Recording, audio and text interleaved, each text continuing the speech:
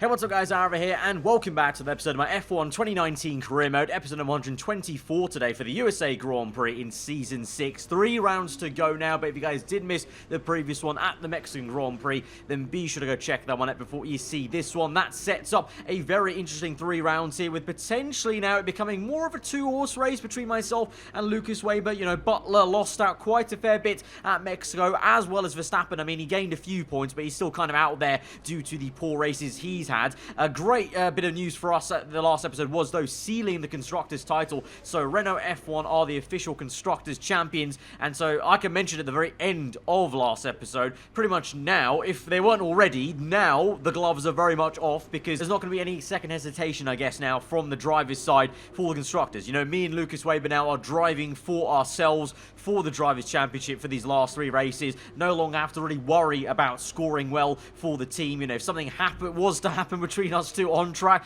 you know, it's all just in terms of driver v driver rather than, you know, letting the team down. So that might open things up to get even more frosty than they maybe have been in the last, especially the last half of the season, really. Things have really heated up plenty of times on track, not just with Weber though, with Butler and also Verstappen as well, as it is very much crunch time then in these last 3 episodes of this season. So let's go to Saturday then and see what we do over 1 lap around COTA. It's time for today's qualifying session to begin here in the United States. Welcome to the Circuit of the Americas.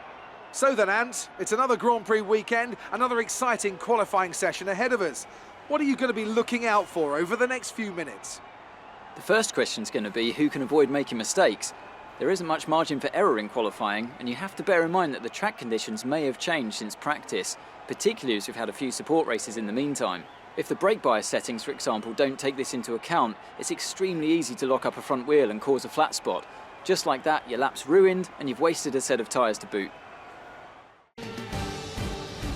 As per usual, the sun is coming down then at the Circuit of the Americas, and I'm sure it'll be blinding us as we go towards that last corner and the last sector in general, but the first sector is going to be all calm for us vision-wise, and hopefully the car is going to be performing quite well. Obviously, we've stated many times the Renault decent when it comes to these high-speed and just mid-corner sections, basically, where there's a lot of straights, it doesn't help us out. So the last sector and the middle sector really more so is maybe going to be a hindrance to us, but I think there's enough high-speed section, enough kind of corners around the rest of the lap for us to make up the time and still be pretty decent there. So we'll see how we go. It's been a pretty tidy lap. First sector was decent. The last sector cutting the curb a little bit fine there on the right hand side, but all fine according to the FIA. And then swinging through the last 2 corners, a lot of momentum there being brought through the left hand, and then early on the brakes there, trying not to miss the brake point with the kind of light blinding you as you go towards the apex. Across the line for us, and it's provisional pole as it stands there, ahead of my teammate Lucas Weber as it stands, and also Devin Butler in 3rd place. Max Verstappen though, another poor showing for him potentially,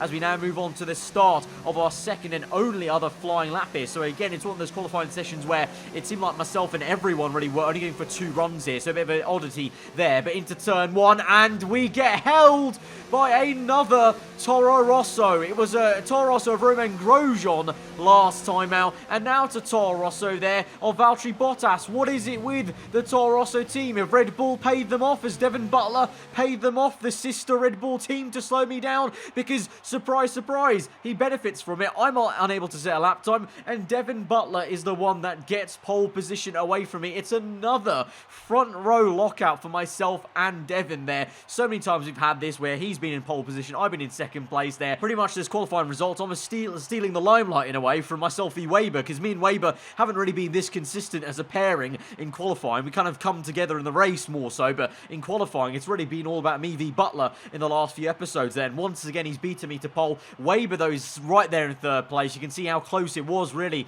in the end of it, so great to see. So for us 3, it's very tight and will be hopefully quite an interesting race then. For Verstappen, you can see yet again really bottling this, but Ferrari as a whole don't seem to have pace. So at the crucial time when Ferrari really need to dig deep and try and find results, they're just not doing it. So more and more so as we head towards the finale and the final race of this season, I think you could say comfortably it's kind of less becoming a 4-way fight, and once again just a 3-way fight, but this time it's me, Weber, and not Verstappen. It's Devin Butler who continues to show he's got the pace. When things go correctly for him, he doesn't get held up. He's doing the job in quali, and probably will be there in the race unless he makes another mistake like he did last time out in Mexico, where he made an unfortunate error with the pit stop strategy. So let's go to the grids and see how we do. It's going to be a tough one though. Tyre wear and the AI always very consistent around here. In 2012, America's on-again, off-again love affair with Formula One finally seemed to settle down with the completion of this wonderful racing facility here in Texas. Since then, we've been treated to some incredible races, including, of course, that classic wet-dry championship decider of 2015. We're racing today then in Travis County, Texas, around the 20 corners of the wonderful Circuit of the Americas. We'll be reaching speeds of around 200 miles an hour, and there are plenty of good opportunities to pass, especially through the 2 DRS zones into turn 1 and the very long back straight into turn 12. Joining me for today's race once again is Anthony Davidson. Now, can I get your take on Max Verstappen? They need to win in order to stay in contention for the title. Anything outside of that, and their fate is no longer in their hands. The key now will be to keep in the right mindset. We've seen time and again that things go wrong if you just try and do the minimum. Not necessarily because of the pressure, but because it's different to your usual approach. They'll need to avoid that and stay focused today.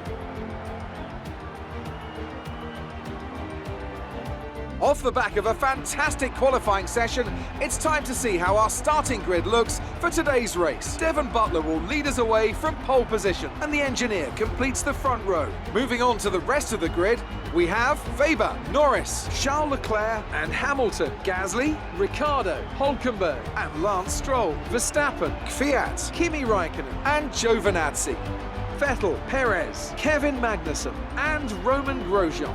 Russell, they've taken a grid penalty, and Valtteri Bottas begins the race from the back of the grid. And with lights out just moments away, it's time to go down to the track. So thankfully no penalties then to kind of ruin what could be quite a good fight here in the top 3 between myself and the 2 F2 rivals. But we've got a strategy here of 2 stops. So like Mexico, maybe the tyre wear is finally going to be enough, even with the maxed out cars, to have a bit of strategy play here. So maybe a 2 stop on 2 sets of soft tyres and mediums. I do know though a 1 stop could be quite beneficial here with sometimes the traffic you hit around in sectors 1 and 3. So we'll see where we are kind of just play it by ear, I guess, during the race. But for now, eyes firmly on this race. Start to try and pressurise Butler from the get-go as we now go towards 5 red lights. 3 rounds to go here in this championship at the USA GP. The lights are out and we're underway, and Butler has an electric start of pole position there. We cover off Lucas Weber in the mirrors. It's a massive dive from Norris. We've gone a bit deep into turn 1, and Lando Norris has found himself down the inside there. Great start from the Brit in the McLaren. Weber down to P4, myself P3, and so we have to follow in behind into sector 1, but Butler already with a commanding lead like we saw at the Mexican GP early on in that Grand Prix. As we now move back to our POV onto the back straight, Weber already having a little look. You can see on the left hand side there, lock up on the front left, having to try and break as late as I can to cover off my teammate there early doors, and Norris is getting away as well as Butler as we move on to lap number 2, and here comes Lucas Weber then. No DRS here, remember, just pure slipstream. We squeeze him, give him a massive squeeze to the left, then move back to the racing line, try and get a tighter cut in line to switch back, but Leclerc's come out of nowhere in the Haas and ruined what I was going to do. If you saw what I was attempting, I squeezed Weber left, went very wide right to try and cut in tight, get the switch move from the right hand side to the left hand side of the circuit, and absolutely did not work because it was ruined by Leclerc just sending it in quite late. And so now as we move on to the end of lap number 2 onto 3, getting very flustered indeed with the rear end and the throttle a bit eager there, and so getting on the grass, but thankfully keeping it in a straight line, but having to recompose ourselves and try and chase after our teammate now, as it's all things considered been a pretty poor start then, by my standards this season, as we're down to P4, and we're going to find it tricky to really close up to Way, because now it's already that phase of this GP. This is why USA is so tough on tyres, because the internal carcass temperature is so sensitive around here. Sector 1, especially with the setup I seem to run, and I never learned in the last few seasons, I've always had the same sort of setup. It just really tortures the tyres on the heavier fuel loads here early on in the Grand Prix. Later on it's fine, but in this first stint, no matter what I do, the tyres, either the fronts or the rears, get tortured, and if it's not one set, it's the other set. So it's either the fronts or the rears, or sometimes it's all 4 tyres that are absolutely on fire through the first sector, and that just doesn't help us out get a great exit through the left-hander as we move on to the back straight. So at the moment, just biding my time, hoping that eventually the tyres come back to us and there'll be a point where I can push hard in sector Sector 1 and close up enough to be in that 1 second DRS zone. But you can see on lap number 5, what I mean. All 4 tyres there, at least orange or yellow, and then the rears cool off a little bit. The front's still cooked as we go down this straight, and Leclerc is in the DRS, I think. We are now also within DRS, actually. I only just realised that. So we are now slowly but surely reeling in Weber a little bit, but we're pulling in the kind of order behind us. And now it's a question of, can we be close enough in Sector 1 to fully make a move then? Because it's all good being within 1 second, but can you be really close enough to make that dive potentially, or just close enough to get a good exit to, you know, waltz past him in a straight line? That's another matter here as we now swing through the right and then the left up the hill, taking a lot of curb there, to be fair. And then we're going to use hot lap mode right now down the hill, and then ready ourselves for overtake mode once we go up into 7th gear on the exit. We've got plenty of fuel. We actually loaded up on a little bit more fuel than I usually would here, because I wasn't really too sure about the fuel burn and the fuel saving around USA, because I remember in the past it's been pretty bad. And here we go then, finally now, what was that, 3-4 laps later, after being passed initially by Weber, we get the job done and get back past up into P3, thankfully for us. And so can we do anything to push away and chase after Norris? Doesn't look like it, to be honest, as we move straight to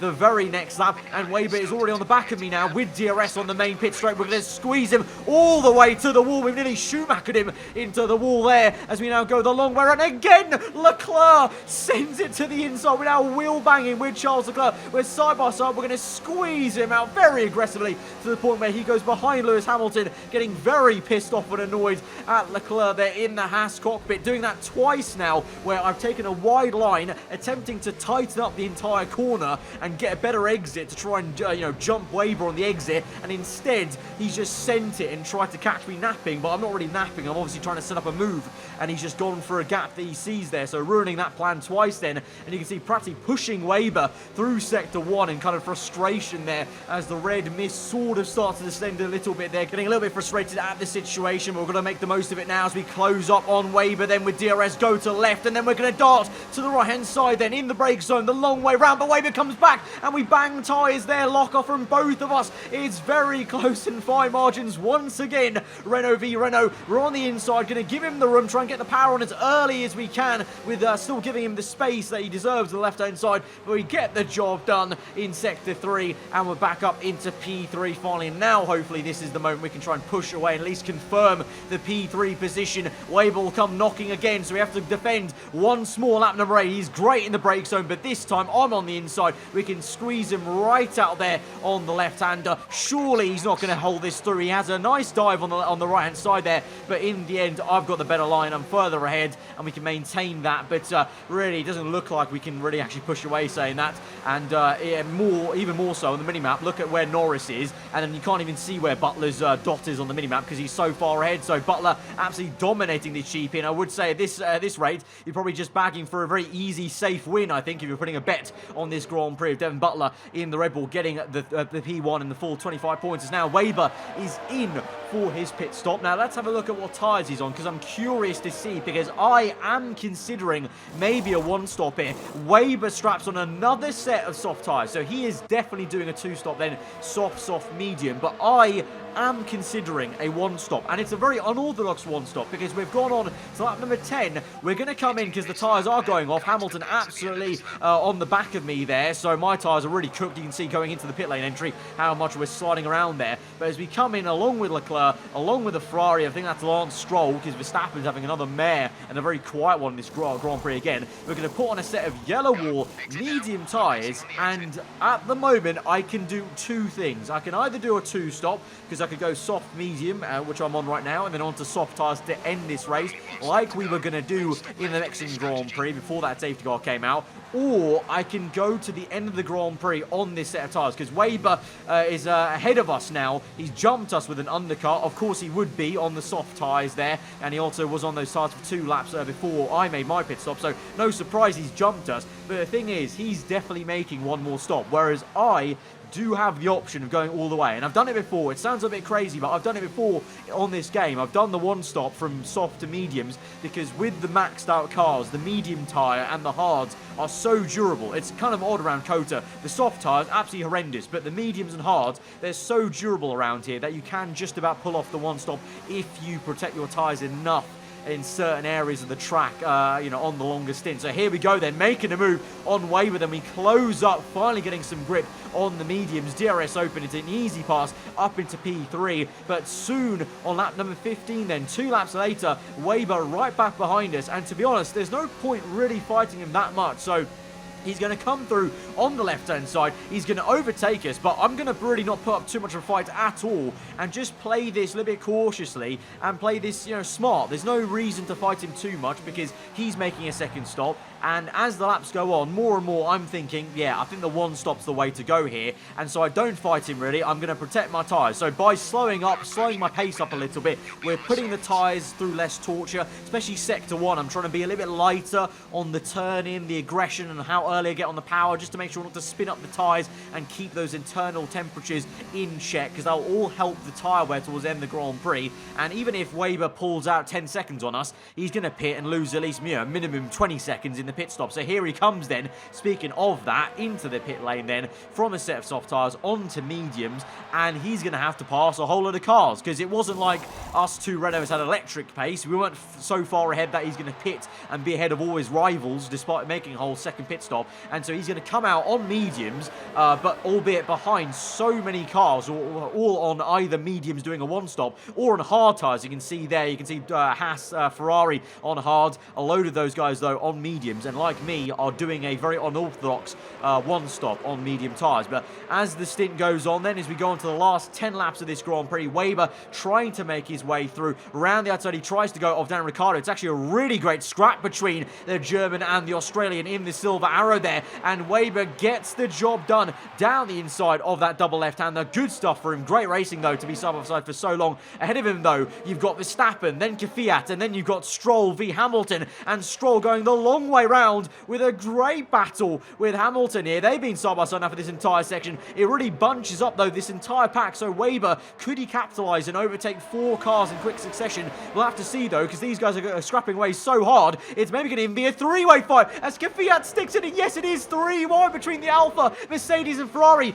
Meanwhile, Weber gets the job done, Verstappen as well. So many overtaking moves being done on your screen right now. Great to see. Weber gets the job done, and Verstappen. And so once more, Verstappen absolutely nowhere. Absolutely, he's got nothing left to give. Nil points in this championship. I think he's down for the count now. He's out of this championship running because he's just not looking like the same driver he was before. Maybe he's lost some morale. As meanwhile, we see now Weber definitely not with a lack of morale, trying to push on and go on the outside of Lewis Hamilton there. It's easier said than done. Gets to the inside now, gets the elbows out, and will get the job done ahead of that silver arrow. And he's up into only what is, I think, P7 or 6 though at this rate. So even though he's done some great overtaking, he's still down for the count compared to Butler in first place and myself in third. So Weber's going to lose out quite a fair bit in this championship, even if he goes and overtakes Lance Stroll, which he does around the outside. Meanwhile, the two Mercs battle away. Ricciardo v Hamilton in the background there. Weber can't quite get Stroll just yet. You have to wait another lap to do it now. Into turn 1 this time. A big move to the inside there, but he's comfortably got the Canadian covered, and he's up that position. I think he's up into P5, I want to say. I think, or P6, sorry. I can't quite tell where everything is in this Grand Prix. All I know is that Devin Butler is in first, Norris second, myself third, Gasly P4. I'm pretty sure then it's an Alfa Romeo in P5, and then you find Weber in P6. But Devin Butler, he's dominated this entire Grand Prix, and you're about to see in a second, there he is, race winner. From lights to flag, really has not been challenged at all there. So he's made up for what was a calamity of the Mexican Grand Prix. He should have dominated the Mexican one and won that one as well, to be fair. So it should have been 2 in a row for him, really, if you think about it there. So he's come back in good form to win the USA GP. Norris P2, but we have done an absolute mazza here in P3. A great drive with a one stop to still tick over and get points over Lucas Weber. Great drive, great drive. We're really happy with that performance.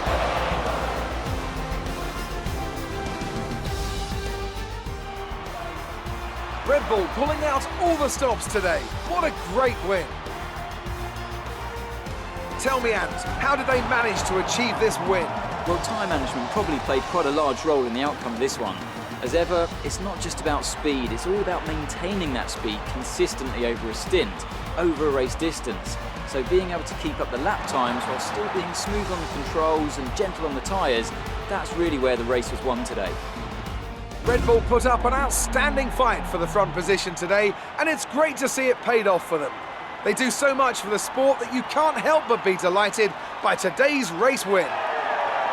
So Butler may have got a very dominating win, but for us it's looking even better somehow in the championship because we've got points over Weber. Even though Butler has gained 25, he was so far back after what happened in Mexico that he's still not going to be right up there kind of really pressurizing us. So to be honest, going towards Brazil, I'm feeling a lot better now in terms of how we're looking. Of course, Weber and Butler will be this strong. You know, Butler could turn up and again dominate Brazil, and if he does, then he will bring himself fully back by the time it gets to the final race. So we have to be careful at Brazil and Abu Dhabi. There's still a great job to do, but at least at the moment, the ball is on our court. We're the one controlling this from the front in the standings there. But Butler now moves into second place. Weber only 4 points back. So if those two have a strong race, a strong ending to the last 2 episodes, then, you know, it will be a very, very close affair. So I'm still not resting on my laurels, because if we do, well, what's happened to Verstappen will happen, because I feel like Verstappen and Ferrari have completely dropped the ball here in the last third of this career mode season and have pretty much now counted themselves out of the championship fight. But great to see, to be honest, that, you know, throughout this entire season, first and foremost, it was me and Weber, then Butler's coming halfway through the season. I think when you look back at the stats of how many wins myself, Weber and Butler have had, we've shared so many of those victories across this season. So it's really great to see that myself and the 2 F2 story mode AIs are getting, you know, basically at the peak. You know, that's exactly what we were kind of looking to see maybe when the entire career mode first came out last year. So guys, hopefully you guys enjoyed that episode. Then be sure to smash the like button if you did. A great one-stop for us there, unorthodox one, and really paid out for us to help us give that advantage in the championship points-wise. Let me know what you thought in the comments below. If you're new around here, then do subscribe for weekly F1 content. I've been aarava. Hope you guys enjoy us today. I'll see you guys next time. Goodbye.